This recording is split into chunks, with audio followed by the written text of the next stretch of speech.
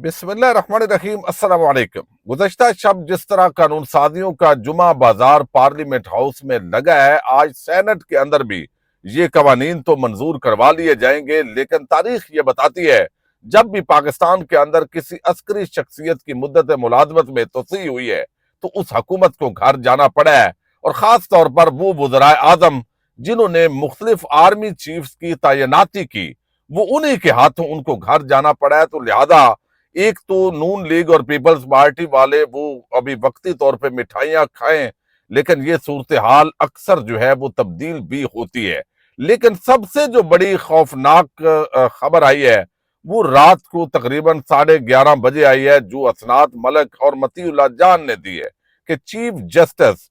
जो याहिया आफरीदी है, उन्होंने किस तरह मंसूर अली शाह और जस्टिस मुनीब अख्तर उनको बेबस कर दिया है। जिस तरह काजी ने किया था वही इसी तरह इन्होंने भी हाथ कर दिया है। और आज हुकूमती जजेस जो है वो अपॉइंट होंगे या फिर जो है वो आइन पसंद जजेस रजिस्ट करेंगे। अभी भी ये एक आम इजलास आज फैसला कुन होने जा रहा है। हुकूमत के पास दरअसल सुप्रीम कोर्ट ऑफ पाकिस्तान के जजेस के हवाले से इंटेलिजेंस क्या इतलात थी, खुफिया एजेंसों ने क्या रिपोर्ट्स दी, जिसके बाद आनन फानन ये सारा काम जो मंसूबा तो पहले का था, इसको 26वीं आईनी तरमीम के अंदर इन चीजों को लेके आना था, लेकिन वो मंसूबा नाकाम हुआ। तो अब इसके तहत जो है इसकी पूरी वारदात डालेगी। ये सारी कहानी आपके सामने रखनी है, लेकिन जो पहली बात है वो ये है कि तहरीक इंसाफ जो है उसकी लीडरशिप ने इस सारे मामले के अंदर क्या किया है। अब इल्जाम ये लग रहा है कि भाई आपने जो है वो जजेस की मुद्दत यानी तादाद बढ़ाने के ऊपर आपने शोर शराबा किया, हल्ला गुल्ला किया, आप उधर रहे और आप इतने अंधे हुए कि आपको पहले नजर भी आ गया कि ये कानून आना है जिसके अंदर आर्मी चीफ की मुद्दत मुलाजमत के अंदर तोसी होनी है,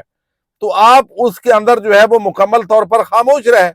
और बल्कि शोर शराबा डाल के तो आपको पता ही नहीं चला। जिस मेंबर से पूछे अब वो कहते हैं कि हमें पता ही नहीं चला। वो कानून जो है हमने पहले पार्लिमानी पार्टी का तहरीक इंसाफ का इजलास हुआ और उस इजलास के अंदर जो है वो उनको बताया गया, टिकर चल रहे थे कि भाई ये आर्मी चीफ की तैनाती और ये सारी चीजें जो है सर्वसत चीफ की मुद्दत के अंदर इजाफा हो रहा है। बैरिस्टर गौर जो है वहां पे उन्होंने ब्रीफिंग भी दी, लेकिन वो जो ब्रीफिंग है वो इतनी अधूरी थी कि तहरीक इंसाफ की कोई पॉलिसी ही सामने नहीं आई। और भाई अब आप जो मर्जी है करें। अब आज या तो सेनेट के अंदर सख्त मदामत करें, बताएं कि हम इस कानून के खिलाफ हैं, हम इसकी हमायत नहीं करते, हम जो है वो इसको अपोज करेंगे, हम अदालतों के अंदर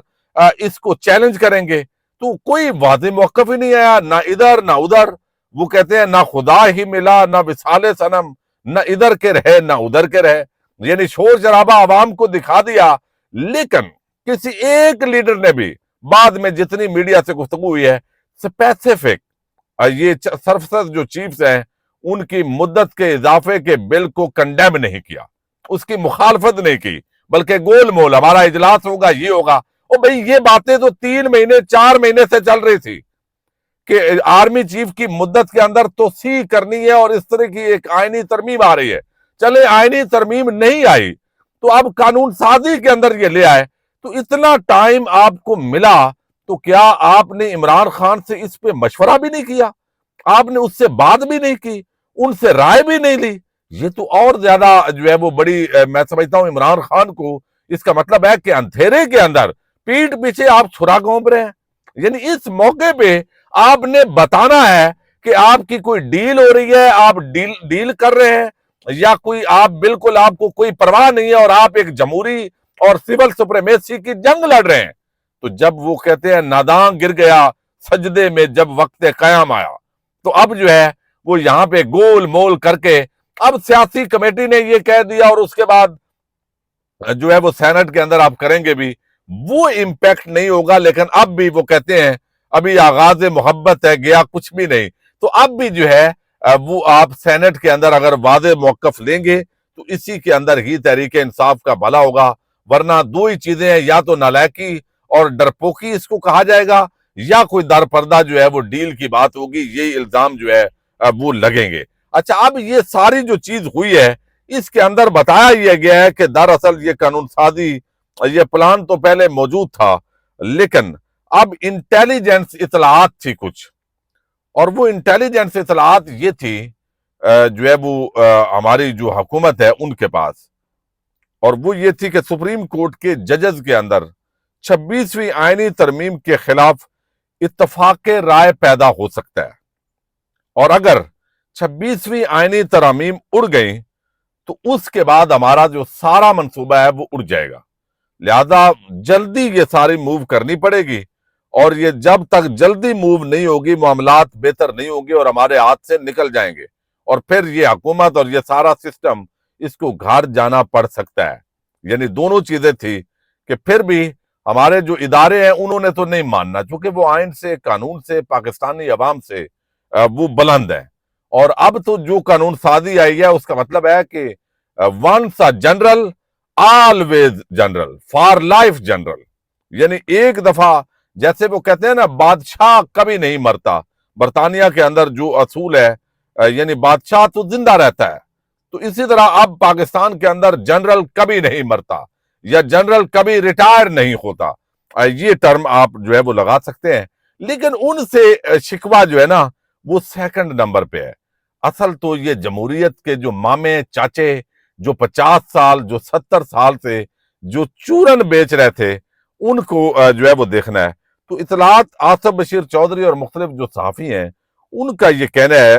کہ سپریم کورٹ کے ججز کے اندر میں 26ویں آئینی ترمیم کے حوالے سے اتفاق رائے کی انٹیلیجنس اطلاعات کے بعد حکومت اور اسٹیبلشمنٹ کا 17 نئے ججز کی صورت میں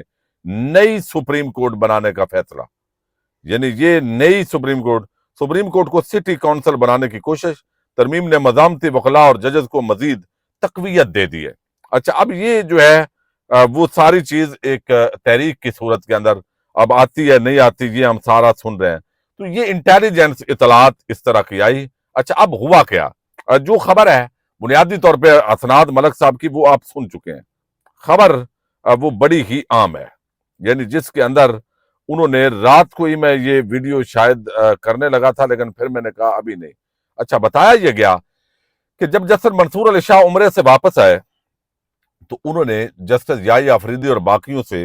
ریکویسٹ کی کہ بھئی یہ پریکٹس اینڈ پروسیجر کمیٹی کا اجلاس بلائیں، جو کمیٹی کے اندر جسٹس منیب اختر کو شامل کر دیا گیا تھا،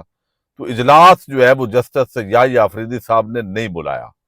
یعنی جو ہے وہ بعض چیزیں انہوں نے، بعض اقدامات ایسے کیے کہ جس کے اندر لگے کہ وہ عدلیہ کو یونائٹ کرنا چاہتے ہیں، لیکن اب پوری جو بڑی واردات ہے اس کے پیچھے وہ آن بورڈ تھے یا ان کے موقف کے اندر کچھ تبدیلی تھی یا وہ یہ ساری گفتگو آج کرنا چاہتے ہیں،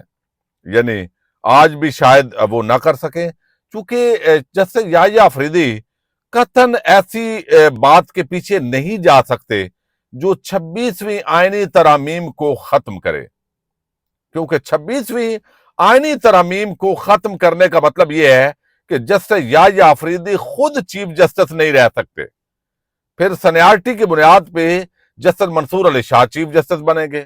تو اب ایک ہی کام ہے، یا تو جسٹس یحییٰ آفریدی نے اپنے چیف جسٹس کے منصب کو بچانا ہے یا عدلیہ کی آزادی اور سپریم کورٹ آف پاکستان کو بچانا ہے۔ تو انہوں نے بھی قاضی فائز عیسیٰ کے بعد جو ہے وہ یقیناً ان کی جو ہے وہ ایک گدی نشین کی حیثیت سے جو ہے وہ اپنا عہدہ بچانے کو مقدم جانا ہے۔ اب اس پر جب کہا گیا کہ ججز کمیٹی نے فل کورٹ بٹھا کر 26ویں آئینی ترمیم کا کیس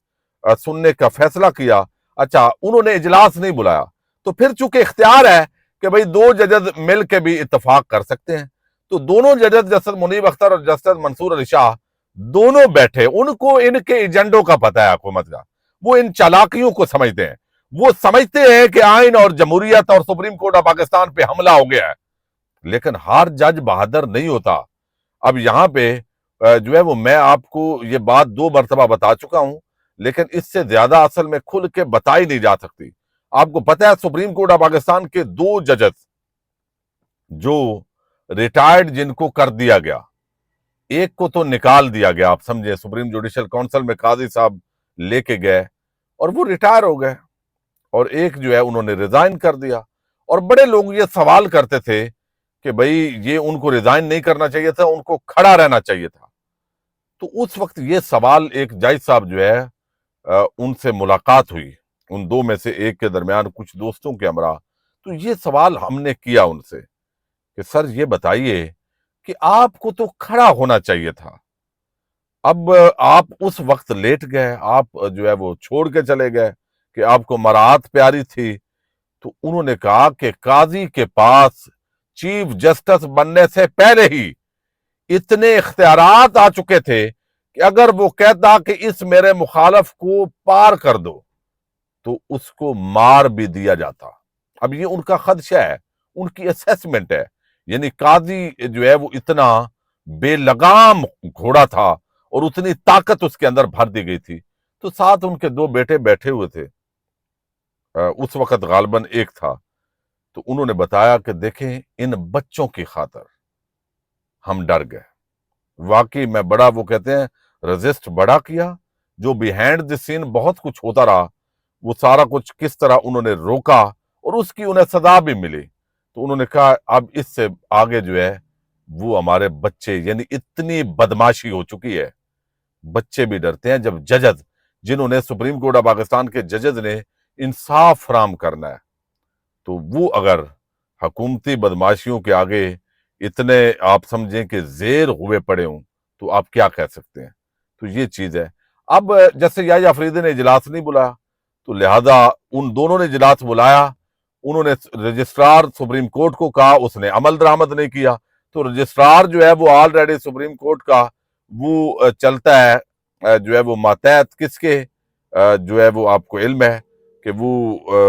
جو چیف جسٹس ہوتا ہے اس کے ماتحت، تو بغیر چیف جسٹس یحییٰ افریدی اور جو دو ججز ہیں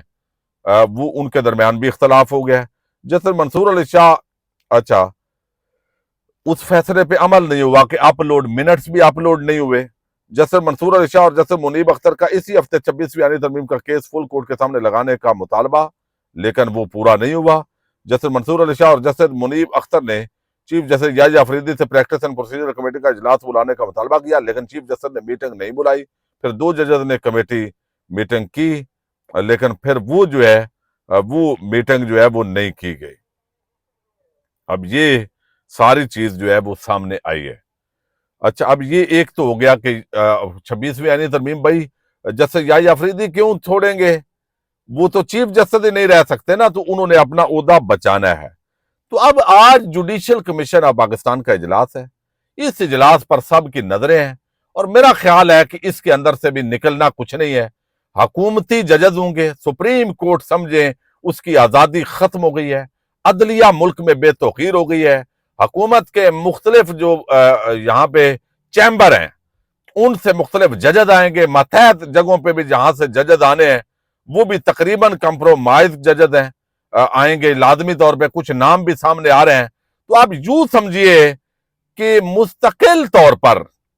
جو ہمارے طاقتور حلقے ہیں، نون لیگ، پیپلز پارٹی، ان بیچاروں کو کچھ نہیں ملنا۔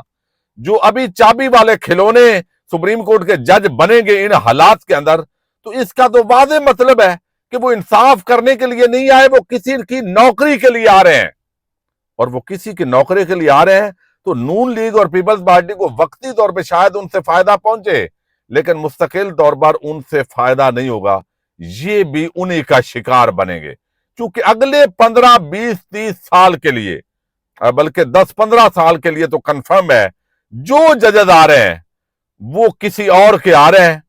وہ نون لیگ کی گردن بھی دبوچی جائے گی، پیپلز پارٹی کی بھی اور پی ٹی آئی کی بھی، جب ضرورت ہوگی جس کی وہ گردن دبوچ لی جائے گی۔ لیکن جوڈیشل کمیشن آف پاکستان کے اندر آج اگر یہ ججز کھڑے نہیں ہوتے،